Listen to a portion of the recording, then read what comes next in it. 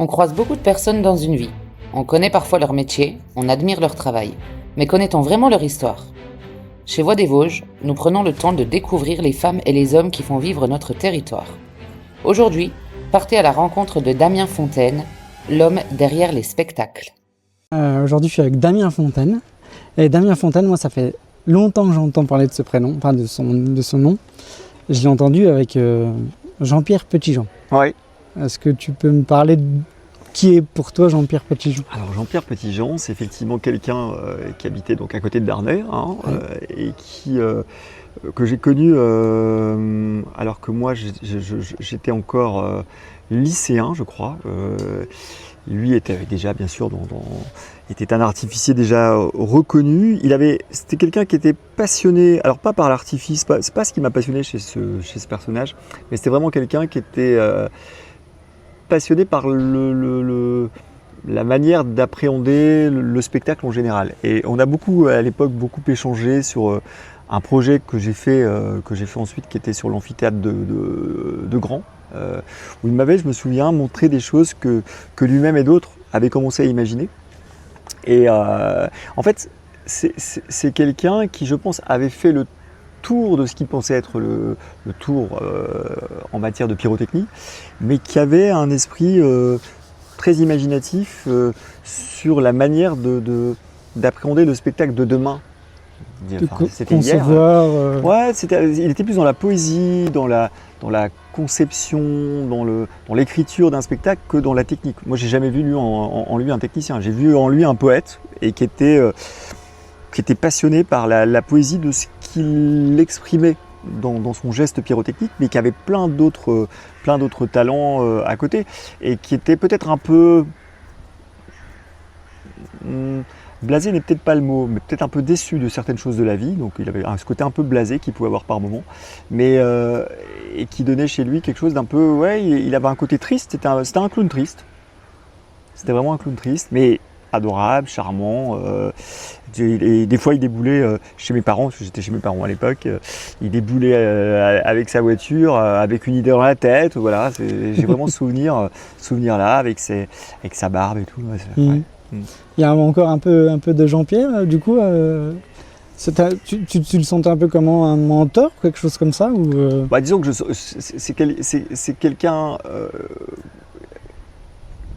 que j'ai plus vu à ce moment-là comme un partenaire technique. Il a travaillé sur les tout premiers spectacles que j'ai faits. Et justement, pour essayer de réfléchir à une approche technique de certaines choses que lui avait, qu'il avait en tête, entre guillemets. Et il avait un côté un peu savant fou par moment aussi, mais savant fou raisonné, c'est-à-dire qu'il savait ce qu'il faisait. En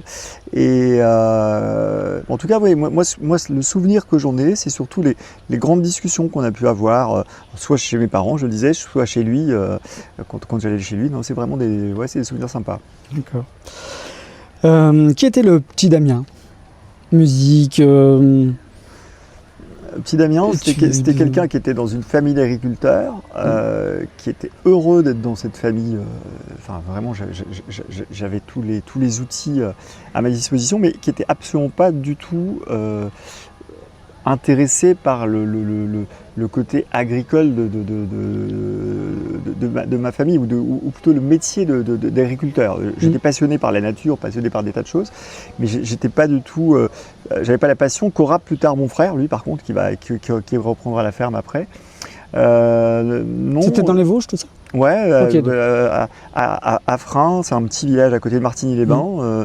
C'est une époque pour moi qui est toujours pleine de. Je suis assez nostalgique de cette époque, parce que quand on est enfant, quand on est gamin, on a énormément de rêves, tout est possible évidemment quand on est à 5 ans, 10 ans, 12 ans.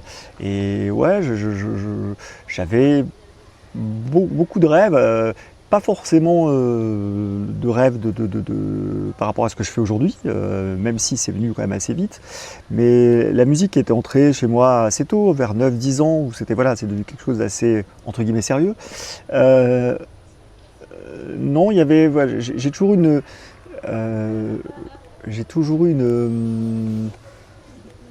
des envies d'ailleurs et des envies d'évasion. Donc j'ai toujours été habité par des choses. Le cinéma m'a beaucoup apporté quand j'étais enfant, la télévision, le cinéma, toute la lecture bien évidemment.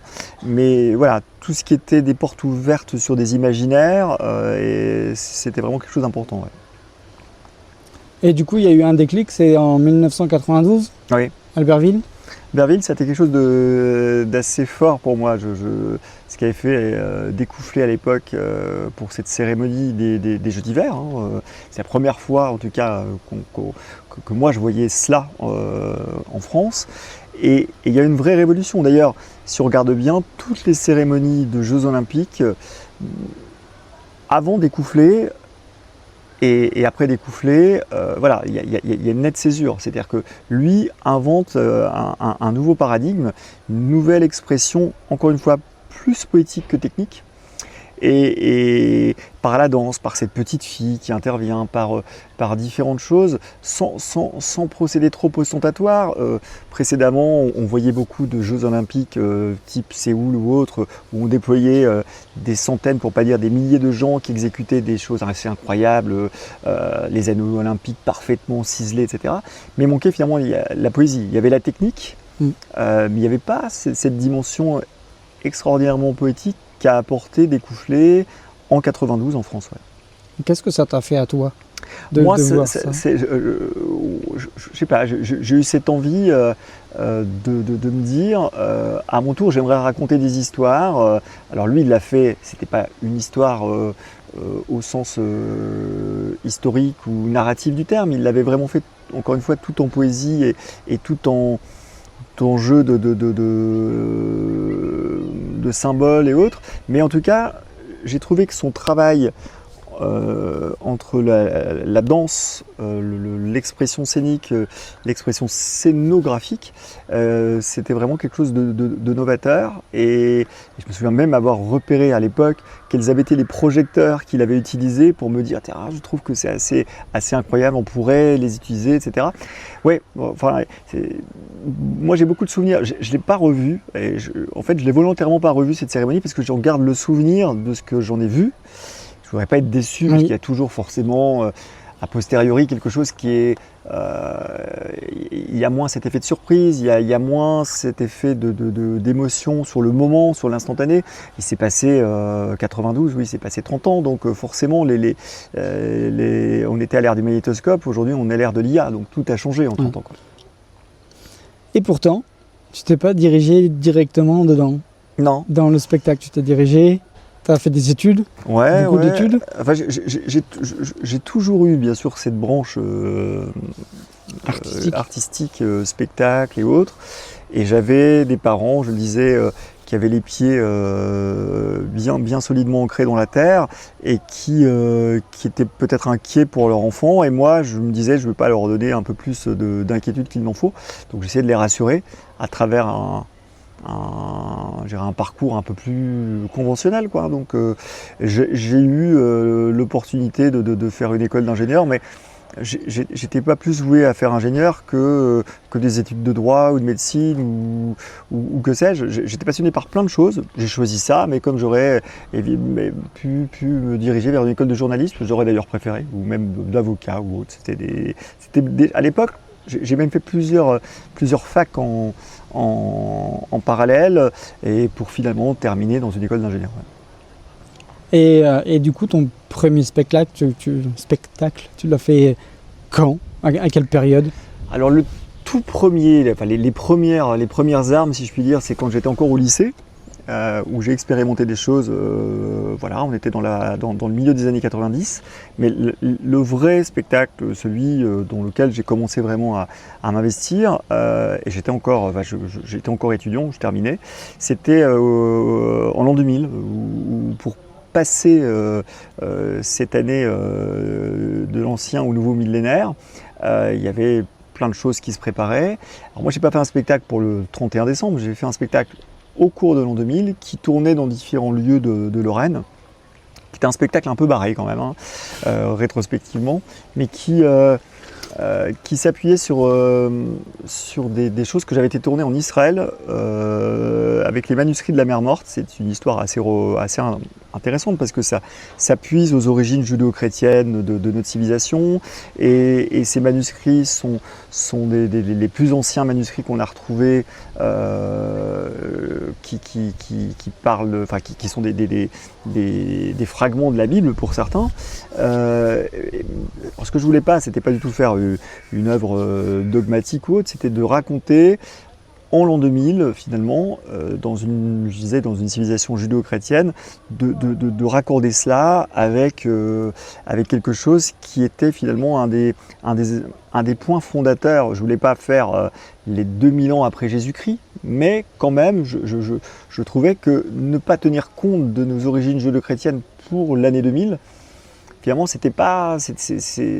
C'est 2000 ans après quoi. Donc c'est vrai que c'était important pour moi que de proposer ça. Alors par contre, j'ai proposé en Lorraine, je le disais, à partir d'images, de choses que j'avais été tournées en Israël, donc c'était peut-être un peu déconnecté pour certains, mais bon, voilà, en tout cas, c'était ma première expérience. C'était un spectacle qui s'appelait Qumran, alors c'était pas gagné avec un nom pareil. Donc le spectacle, en tout cas, était pour moi l'occasion de me confronter pour une première fois au public, de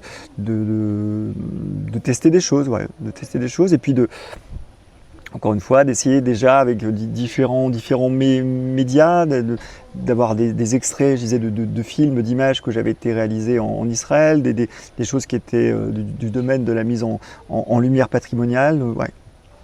Et tout ça pendant que tu faisais encore tes études? Je terminais à ce moment-là. Tu terminais tes études. Donc après, tu as ton parcours, tu continues. Donc tu as un job. Alors même pas, j'ai fait 6 mois de stage, j'ai fait 6 mois après mon stage de fin d'école d'ingénieur où j'ai été embauché pendant 6 mois et à la suite de ça, je me suis totalement investi dans ce que j'aimais faire depuis le départ, c'est-à-dire ce que je fais aujourd'hui. Ouais. Et là du coup, tes parents, comment ils ont réagi à ça? Bah plutôt bien, parce que je crois qu'ils s'étaient dit, bon bah après tout, c'est l'occasion pour lui de faire ce qu'il dit et aimait faire. Comme il a quand même malgré tout un diplôme, bon bah si jamais ça marche pas, il pourra revenir à cela. Et voilà, je crois que mes parents auraient aimé sur l'instant que je fasse un métier pour lequel j'avais eu ce diplôme, hein, et dans le même temps que je puisse à côté faire ce que je fais en matière de création, de spectacle ou autre. Sauf que c'est vrai que c'était pas trop possible. Puis surtout, voilà, mener de front tout ça, ça aurait été compliqué en tout cas. Et pour l'un et pour l'autre, je pense que j'aurais pas bien fait mon métier officiel et pas très bien fait la passion à côté, quoi. C'est quoi réellement ton métier officiel du coup? Mon métier officiel, je dirais, c'est metteur en histoire. Je ne sais pas comment je pourrais dire. Ouais, metteur en histoire, c'est alors créateur de spectacle. Créateur de spectacle, mais metteur en scène, compositeur, tout ça est un peu mélangé. Réalisateur, auteur aussi, parce que j'en écris une bonne partie. J'écris pas toute l'intégralité de tous les spectacles que je fais, mais enfin une bonne partie. Ici, pour Terra Lorena, j'ai imaginé toute l'histoire, mais je pense qu'il y a un ensemble de choses. En fait, je trouve qu'il y a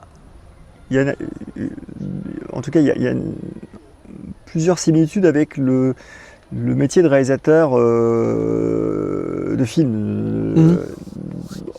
On dirige des gens, il y a des figurants, il y a des comédiens, il y a des acteurs, il y a des moyens techniques qui sont mis à disposition pour raconter une histoire ou pour mettre en scène une atmosphère. C'est un spectacle en extérieur, il y a aussi ce côté théâtral, parfois même peut-être selon certains endroits et selon certains concepts qui relèvent de l'opéra, de plus de la musique. Donc tout ça, tout ça nous amène à explorer des choses un peu diverses et variées. Ouais. Tu as bien démarré dans les Vosges, tu as fait beaucoup de spectacles dans les Vosges. Pourquoi tu reviens toujours un peu dans les Vosges comme ça? Bon là on n'est pas dans les Vosges à l'heure actuelle, mais on est à la frontière, on est quand même pas loin. Mais j'ai toujours été. T'as besoin de revenir peut-être dans les Vosges un peu ou J'ai toujours été très attaché à ma région, puisque de toute façon j'habite toujours là. J'ai aimé et j'aime et évidemment voyager, créer des choses dans des endroits Là actuellement on est à Saint-Malo en même temps, donc bon c'est pas très loin, mais je veux dire ça reste en France, mais voilà, ça peut être à Bogota, ça peut être à l'île Maurice, ça peut être en Chine, voilà, il y a des endroits totalement variés. Et en même temps, j'ai toujours été très intéressé de pousser le plus loin possible ce que je faisais par chez moi. Enfin, je ne sais pas comment l'expliquer, parce qu'il y a eu toujours cette volonté de raconter, par exemple, Jeanne d'Arc, quand j'ai monté ce spectacle-là en 2012, et ça a perduré pendant un certain nombre d'années. Plus récemment, on le disait, voilà, un spectacle qui a été créé avec l'Odyssée Nicolaos à Neufchâteau dans un premier temps et qui ensuite était à la basilique de Saint-Nicolas-de-Port. Et plus récemment, encore avec le Crépuscule des Pierres, qui était un format concept que j'ai développé à Neufchâteau. Et c'est souvent en fait ici que je me suis finalement pris à expérimenter des choses, un petit peu comme un laborantin. J'essaye des recettes, ça marche pas toutes, mais en tout cas j'essaye des choses et quand ça marche, j'essaye de les exporter ailleurs, mais toujours en ayant la fierté, je sais pas, en tout cas oui, l'envie de revenir par là où tout a commencé. Donc c'est rendre aussi ce qu'on m'a prêté ou ce qu'on m'a donné. Ça a commencé à peu près en 2000 à peu près. Oui, après il y a eu Odyssée, donc tu as fait beaucoup de... J'ai fait des spectacles, oui, avec la compagnie Odyssée du côté de Montureux, toujours pareil, à côté de chez moi. C'est une expérience humaine assez incroyable, qui m'a aussi beaucoup appris, puisque là j'étais vraiment au contact des gens. Je crois que j'ai dû faire 5 années consécutives. C'était une bonne école, voilà. Et en même temps, c'est là où j'ai commencé à faire mes premières armes aussi à la Fête des Lumières de Lyon. Donc c'était assez étrange parce que j'étais à Bleurville, à Montureux-sur-Saône, donc c'est vraiment des tout petits endroits. De base, je suis de Bleurville. Et ben voilà, et dans le même temps, j'allais faire un spectacle à Lyon, et puis le lendemain, on était appelé au Brésil. Enfin voilà, et donc j'ai toujours gardé, en tout cas, l'attachement à mes racines à la fois rurales, mais mes racines géographiques. Je crois qu'on vient tous de quelque part et c'est bien de savoir d'où on vient pour mieux comprendre pourquoi on va là où on va, quoi. Qu'est-ce qui te touche encore dans le fait de raconter l'histoire plutôt simplement que de montrer ? Ce qui moi m'intéresse toujours, c'est d'essayer de faire vivre des histoires, alors bien sûr pas la manière de documentaire ou ce genre de choses, mais d'essayer de le faire d'une manière romanesque, c'est-à-dire de conjuguer la part d'invention au contexte historique dans lequel on va replacer tout cela. Et c'est vrai que le mélange des genres donne à voir des spectacles qui sont pas uniquement, je disais, des démonstrations ni historiques ni techniques ou autres, mais oui, avec une approche parfois romantique aussi, c'est-à-dire que une approche où on va donner à voir une manière de vivre l'histoire autrement que ce qu'on a l'habitude de le faire à travers des livres, à travers des podcasts ou des séries ou autres, quoi. Qu'est-ce que le public ne verra jamais dans ton métier ? Le stress, les nuits blanches, avant un spectacle. Oui, c'est sûr. Alors c'est vrai que là où je trouve que le pari est plutôt gagné, c'est lorsque les gens ressortent en se disant que finalement ils se dégageaient de l'ensemble d'une certaine facilité. Je ne sais pas comment l'expliquer. Oui. Mais les gens se disent, finalement, ouais, ça roule, c'est bien huilé, ça semble entre guillemets facile. C'est comme, demain on va voir une pièce de théâtre, ils sont 3-4, ils connaissent parfaitement leur rôle, c'est la mécanique. Oui, on se dit, ok, ils ont bien appris leur texte. Voilà, finalement, si j'avais un peu de temps, peut-être que je pourrais le faire aussi. Et je me dis que quand on arrive à faire passé cette forme de facilité, entre guillemets, c'est que on s'est affranchi de toute la difficulté technique et que les gens l'oublient. Et ils se disent, bah oui, finalement, on voit ça de manière fluide. Et ce qui nous paraîtrait peut-être à tort comme compliqué ne l'est peut-être pas autant que ça. Si je donnais des exemples, c'est un peu comme un cuisinier qui vous sert un plat merveilleux. On se dit, bon, bah finalement, ça n'a pas dû être si compliqué que ça à faire, mais je ne sais pas trop comment il a fait, mais bon, je vois un peu 2-3 trucs. Mais oui, mais par contre, oui, au final, on ne saurait pas forcément le faire. Ouais. Parce que j'imagine que tu as eu quand même, t'as dû faire des sacrifices quand même pour. Tu as voyagé dans le monde entier, Ouais. donc tu as dû faire certains sacrifices que les gens ne voient pas forcément en voyant Oui, tes spectacles. c'est vrai que alors, les gens imaginent souvent, mais c'est un peu comme si on résumait, parce qu'on quitte la Coupe du Monde de football, là, c'est un peu comme si on résumait le temps de travail d'un footballeur au seul match qu'il joue. On se dirait, bah oui, attendez, bon voilà, c'est bon, ils ont joué quelques matchs, bon, pas non plus. Non, c'est des entraînements, c'est énormément de temps, je dirais, d'astreinte, d'entraînement, je le disais, mais ça c'est valable aussi bien pour des sportifs de haut niveau que pour des musiciens.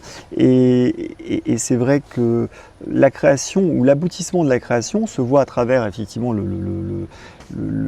final, spectacle, un bien sûr, qui est spectacle, proposé au public.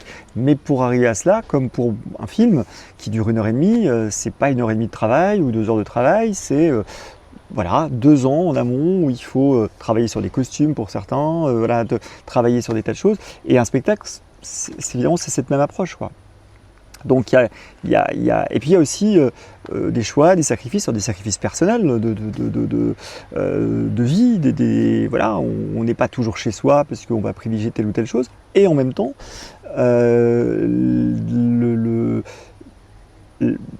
la chance, je dirais, de faire un métier qu'on aime vraiment. Et que parfois, souvent, non, parfois, quand j'en viens des fois à me dire pourquoi faire tout cela, pourquoi faire tous ces sacrifices, je me dis mais parce que justement on a cette chance incroyable d'exercer un métier qui est une passion avant tout, mais une passion effectivement pour la mener à bien et pour la mener au plus haut, ça nécessite un certain nombre de travail, je le disais, de sacrifices, de temps en amont, et on ne compte pas ces heures évidemment. Et le stress aussi, oui, bah, on en parle un Oui, peu, mais le stress avant le premier spectacle, où bien il y a eu sûr, 2 ans de... parce que tout se joue finalement en 1h30, 2 heures, et les gens finalement vous jugent en l'espace de quelques instants. Parfois, ça touche un peu plus que d'autres. Pourquoi pas parce qu'on y a passé plus de temps, parce que on a rencontré un public peut-être plus facilement, parce qu'on a amené une histoire qui les touchait davantage, parce que le lieu aussi est important. Il y a des lieux qui dégagent une énergie moindre, qui dégagent quelque chose d'un peu moins peut-être fascinant, et certains lieux, celui-ci en fait partie, le château de Cléville, sont des endroits, je trouve, qui permettent une vraie connexion entre le public, entre l'espace avec lequel on est, enfin voilà. Ouais. Derrière un spectacle de Damien Fontaine, il y a combien de personnes? Parce que c'est pas que le spectacle de Damien Fontaine, bien sûr, j'imagine. c'est un peu comme, j'en reviens à mon histoire de film, c'est un peu comme un générique à la fin, il y a un réalisateur et il y a énormément de gens. On se dit toujours mais ça n'en finit pas, pourquoi il y a tous ces gens-là pour faire bien, parce qu'ils veulent montrer qu'il y avait du monde. Mais oui, il y a énormément de monde. Il y a bien évidemment toutes les équipes qui sont à l'organisation, à la production, et puis il y a toutes les personnes qui travaillent avec moi à la réalisation des images, les personnes qui m'accompagnent sur la mise en scène, parfois des gens qui sont avec moi pour l'écriture, des musiciens qui sont avec moi, enfin énormément de gens, je dirais, c'est à chaque fois des bateaux entre 100 et 200 personnes, plus les figurants, les gens qui vont embarquer après sur place et qui vont être amenés ici. Par exemple, je crois, il y a 300 ou 350 bénévoles qui sont inscrits. Ils ne sont pas simplement inscrits, ils participeront toutes et tous à un moment donné, au moins sur une dizaine de dates, quoi. Ça fait quoi d'avoir 300-400 personnes comme ça, pas sous ses ordres, mais qui fait partie en fait du spectacle, qui Je fait vivre je le trouve que spectacle. ça, alors bien sûr, il y a une reconnaissance incroyable envers ces gens-là, parce que je sais très bien que ce genre de spectacle n'existerait pas sans leur présence et sans leur participation. Et eux aussi me disent combien ce genre d'expérience les a marqués. Parfois je ne le mesurais pas trop dans le passé, mais aujourd'hui j'apprends davantage à écouter ce que les gens font remonter. Et oui, ils ont des parcours de vie les uns les autres qui sont très différents. Et ils arrivent les uns les autres avec leur bagage. Et tout ça s'efface quelque part le temps du spectacle, c'est-à-dire qu'ils posent tout à l'entrée dans les coulisses et ils sont voilà, tel ou tel, avec tel ou tel rôle. Et ça donne à voir un spectacle justement qui est avant tout une grande aventure humaine. Ouais. Et ça, c'est quelque chose d'assez exaltant. Au-delà du spectacle, il y a effectivement toute cette synergie entre les gens. Ouais. Ouais, parce qu'en fait, du coup, tu regroupes plusieurs personnes qui soient ouvriers ou cadres, et puis en fait, ils font la même chose. Et quoi. je dirais ce que je trouve assez super, c'est que du coup, les gens ne parlent pas de ça finalement. Moi, à la fin, je sais, parce que je le demande un jour à quelqu'un, ou parce qu'on me l'a dit, que telle ou telle personne fait telle ou telle chose, parfois que telle ou telle personne sortait d'une maladie ou était hospitalisée en même temps. J'en savais strictement rien. Parce que les gens, encore une fois, c'est leur parenthèse à eux. Et ils cherchent pas ils viennent pas là pour dire je suis médecin anesthésiste, je suis policier, je suis ouvrier. Ils viennent là pour dire je vis une aventure avec tel ou tel que je connaissais pas d'avant. Et puis j'ai pas forcément envie de lui raconter ma vie. Peut-être que tiens, c'est l'occasion d'endosser un autre costume vraiment pendant le spectacle, puis aussi un autre costume pendant. J'ai envie de faire mon petit quotidien à moi pour être dans une autre typologie de spectacle et d'expérience. Ouais.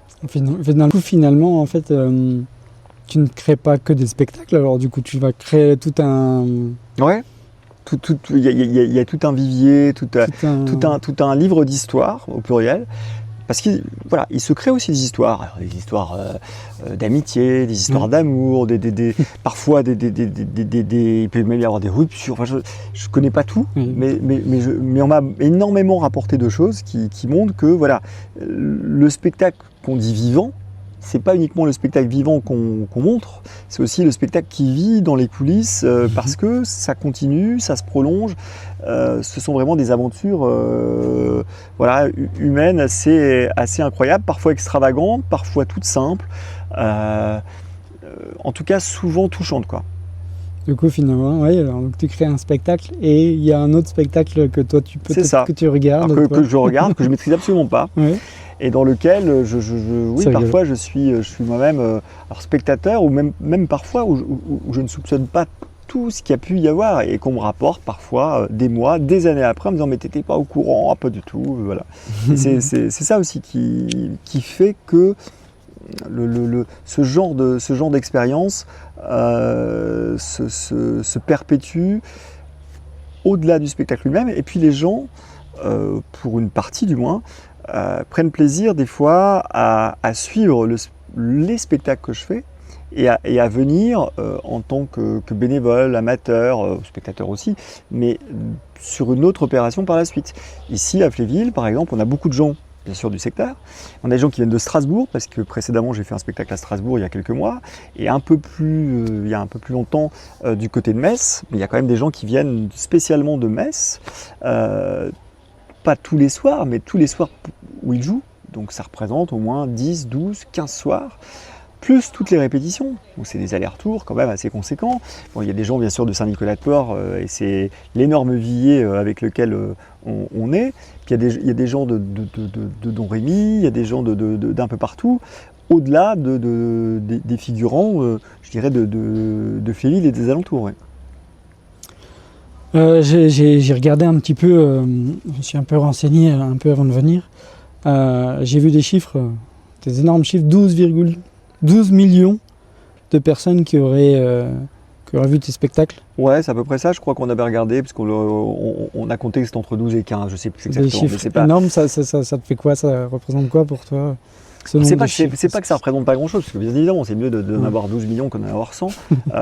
100 personnes, j'entends pas. Mais encore une fois, ce qu'on retient, c'est pas les anonymes, c'est important parce que voilà, quand on fait un spectacle à Bogota devant 1 million de personnes, forcément, ça laisse pas insensible. Mais j'ai pas retenu finalement les anonymes de la salle entre guillemets. Ce que j'ai retenu, ce sont tous les gens qui ont vu le spectacle, qui m'ont accompagné dans la création du spectacle, toutes ces rencontres que j'ai faites à côté, quoi. Ok. Est-ce que tu doutes du tout avant un spectacle? Il y avait un spectacle qui commence d'ailleurs. Est-ce que tu doutes encore avant le spectacle? Ouais, en tout cas, j'ai appris à me dire que voilà, et pas que les dés sont jetés, une partie en tout cas, mais on peut toujours corriger, amener des choses au fur et à mesure.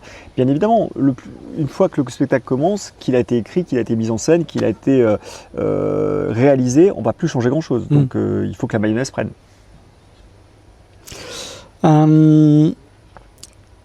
Pourquoi Fléville, donc au château, c'est Terra Lorena 2? Oui. Pourquoi Stanislas? Pourquoi tu as voulu raconter Stanislas? Parce que je trouvais que cette vie de ce duc-là en particulier est assez méconnue des Lorrains, et elle l'était aussi en partie de moi, je dois le reconnaître. Et il a une vie extraordinairement romanesque, justement. Il a un parcours digne d'un roman d'Alexandre Dumas. C'est un roi déchu par 2 fois, tout semble perdu, mais à chaque fois il réussit à retomber sur ses pieds. Il réussit à marier sa fille au roi de France, il réussit de fait à hériter d'un duché qui lui était pas du tout destiné, il n'a aucun lien avec la Lorraine.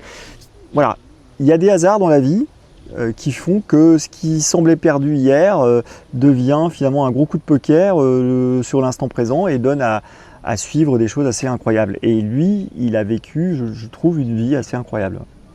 Tu voudrais passer un certain message aux Lorrains Oui, je pense que, en tout cas, je trouve que assez singulier de se dire que le plus connu des ducs de Lorraine est finalement un roi de Pologne déchu, qui n'avait aucun lien direct avec la Lorraine avant de devenir duc de Lorraine, enfin avant que sa fille devienne, je disais, reine de France. Mais tout ça s'est joué sur des coups de hasard, alors des hasards qu'il a su aussi provoquer peut-être, hein. Mais en tout cas, ce que je trouve assez fascinant, c'est de se dire que voilà, la vie n'est jamais écrite, y compris pour les plus grandes destinées royales comme la sienne. Ok, ça marche. On va dire dans 60 ans, 50 ans, 60 ans, qu'est-ce que tu voudrais qu'on retienne de Damien Fontaine? J'en sais strictement rien, je crois que je me suis jamais posé la question. Mais non, peut-être, voilà, en fait c'est plutôt ce que mes enfants retiendront de moi, je crois. Je crois que beaucoup de parents ont cette envie-là, ou cette cette petite ambition de se dire, voilà, qu'est-ce qu'on transmet à ses enfants, et à travers eux peut-être à d'autres personnes. Mais qu'on retienne, oui, certaines choses que j'aurais pu réaliser, peut-être les choses que je m'apprête à réaliser. Je n'ai pas encore connaissance aujourd'hui, mais que j'espère. Voilà, on est souvent dans des écritures ou dans des réalisations qui sont des brouillons de quelque chose, ou des maquettes de quelque chose. Et moi, j'ai souvent l'impression que je crée des maquettes de spectacles, non pas qu'ils soient pas aboutis, mais quand le spectacle est terminé, je me dis, oui, maintenant, réflexion faite, le prochain, fort de celui-ci, je l'imaginerais bien de telle ou telle façon si je devais jouer dans ce lieu-là. Et à chaque fois, réimaginer quelque chose d'autre. Tant qu'on a cette envie, tant qu'on a cette projection sur le futur, et tant qu'on a la volonté d'amener des nouveautés, il faut continuer à créer. Une fois qu'on commence à s'asseoir sur une espèce de routine, il faut s'arrêter. Donc, du coup, tu voudrais transmettre quoi à tes enfants, par exemple? Ce que je voudrais leur transmettre, c'est le goût à la fois de l'effort, de la persévérance, et de ne jamais lâcher ses idéaux et ses rêves. Parce que je trouve qu'il n'y a rien de plus beau que d'essayer d'aller, comme aurait dit Jean-Jacques Goldman, d'aller jusqu'au bout de ses rêves. Mais voilà, parce que je trouve, voilà, il y a quelque chose de fort. Alors, qu'est-ce qu'aller au bout de ses rêves? C'est les dépasser parfois, et c'est justement se prendre à rêver à autre chose, parce qu'on arrive à la fin d'un cycle et on commence quelque chose d'autre. Okay. Et tant qu'on est dans cette énergie-là, je pense qu'on a l'énergie de la vie.